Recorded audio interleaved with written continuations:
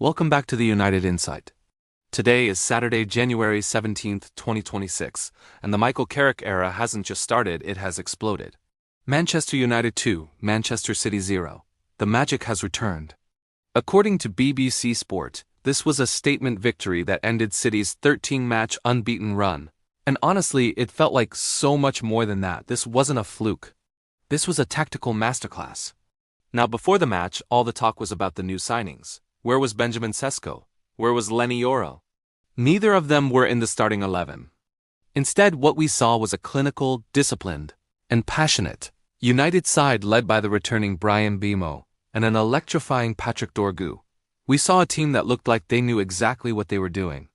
Today, we're breaking down all the facts, the stats, and the quotes from a rocking Old Trafford that finally felt like home again. Ready for the scoop? Before we dive in, make sure to hit that subscribe button, like, and share for more awesome content. First up, the match summary, and these are the facts. The final score was Manchester United 2, Manchester City 0, a clean sheet in the derby. According to the official Manchester United website, the breakthrough came in the 65th minute. It was a moment of pure quality. Bryan Mbeumo, fresh back from AFCON duty, found the back of the net, firing home his 8th goal of the season and sending Old Trafford into absolute delirium. The noise was just incredible. Then came the clincher. Just 11 minutes later, in the 76th minute, Patrick Dorgu sealed the win. Sky Sports confirmed that he perfectly cushioned a brilliant cross from substitute Maguire, slotting it past Gianluigi Donnarumma to make it 2-0. That was it. Game over. City were done. But what's even crazier is that it could have been more. The Athletic reports that United actually had 3 goals ruled out for marginal offside decisions. Both Ahmed and Bruno Fernandes found the net, only for the linesman's flag to go up. It felt like we were getting punished for being too sharp, too quick. And let's not forget the woodwork. BBC Sport verified that Harry Maguire, of all people, hit the crossbar with a powerful header just 3 minutes into the game. From the first whistle to the last, United were on the front foot, creating chances and looking dangerous. This wasn't a smash and grab. This was a dominant performance. So how did Carrick do it? Let's get into the performance analysis, the Carrick blueprint. Sky Sports tactical cam showed Carrick deploying a disciplined 4-2-3-1 formation. It was a clear tactical reset. The Athletic noted that he moved away from the recent back 5 experiment that just wasn't working, opting for a solid familiar back 4 of Diogo Dalot, Harry Maguire, Lisandro Martinez, and Luke Shaw. It was balanced, it was solid, and it gave us a platform to build from. The real key, though, was the midfield lock. Opta-stats, highlighted by BBC Sport, show the immense impact of Casemiro and Kobbie Mainoo. Together, they were an absolute wall. They completely nullified City's attack and limited Erling Haaland to just 14 touches all game. Let me repeat that, 14 touches. They had him in their pocket from start to finish. It was a midfield masterclass in discipline and control. As for standout players, Bryan Mbeumo was the clear focal point. The Manchester Evening News described his performance as enchanting, and it really was. Playing as a central striker, his movement, his work rate, and his clinical finish were everything we've been missing up top. He led the line magnificently. And you have to give massive credit to our defensive resilience. Sky Sports heaped praise on the leadership of Harry Maguire. Making his first start since November, he stepped in and put on a clinic, keeping a clean sheet against the most feared striker in the world. He was a rock at the back, winning headers, making tackles, and organizing the defense. It was a captain's performance, and what a time to deliver it. After such a historic win, what did the gaffer have to say? Michael Carrick spoke to both Sky Sports and MUTV, and his words were pure class. On the result, according to the official club website, Carrick said, "I've always said there's a magic around this place.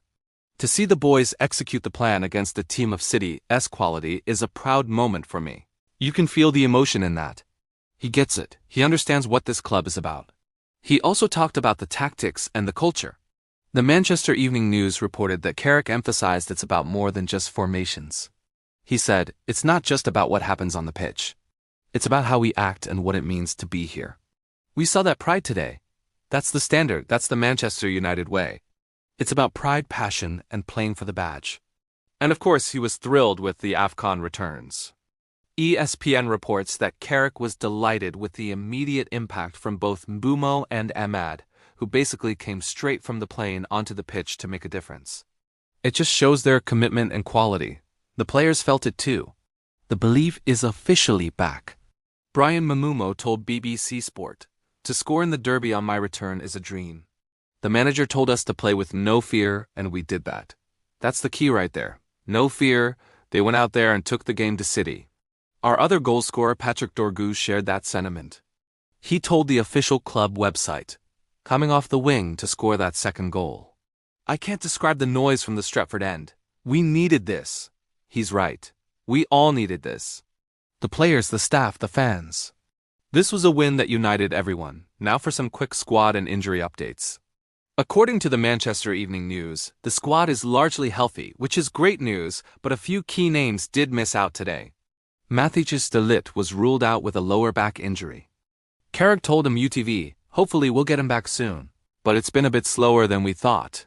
We need him back, so fingers crossed for a speedy recovery." Joshua Zirkzee was also out with what The Athletic described as a knock. And finally, Noussair Mazraoui was absent because he was playing in the AFCON final on Sunday. Best of luck to him.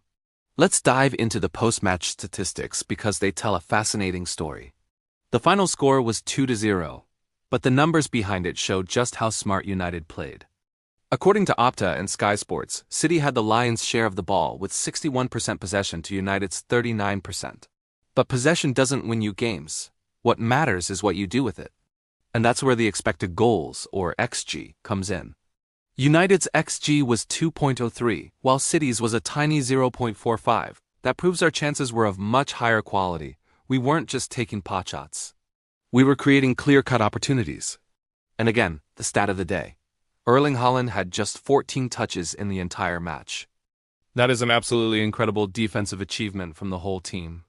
It was a clinical, efficient, and intelligent performance. We let them have the ball in areas where they couldn't hurt us and pounced when the moments came. So, what was the verdict from the fans and the media? As you can imagine, it was overwhelmingly positive. The Athletic's headline summed it up perfectly. The Carrick bounce. Tactical clarity stuns Pep. That's exactly what it was. Clarity. For the first time in a long time, everyone knew their job. BBC Sport reported that while some Jim can fix, this banners were still visible before the game. They were completely drowned out by the loudest rendition of CARRICK'S at the wheel we've heard since 2021. The atmosphere was electric. Sky Sports legendary commentator Peter Drury put it best when he said, "Old Trafford hasn't felt this united in years." He's not wrong. The feeling inside that stadium was something special. It felt like the beginning of something new. And finally, a little bit of related news from today. On the transfer front, Sky Sports is reporting that United are working on signing a midfielder, with Ruben Neves being linked for a potential £20 million fee. That could be an interesting one to watch. In ownership news, The Athletic reports that Sir Jim Ratcliffe and the Glazer family actually met with Carrick at Carrington yesterday to wish him luck. A nice gesture. And a quick academy note. The Manchester Evening News confirms that wonder kid Shea Lacey missed today's squad due to his red card suspension from the Brighton game. What a day. What a performance. What a result. Thanks for watching the United Insight. Michael Carrick is one of one in the Premier League. The magic is back at the Theatre of Dreams. Hit that subscribe button and stick with us for all the reaction. Glory, glory, Man United.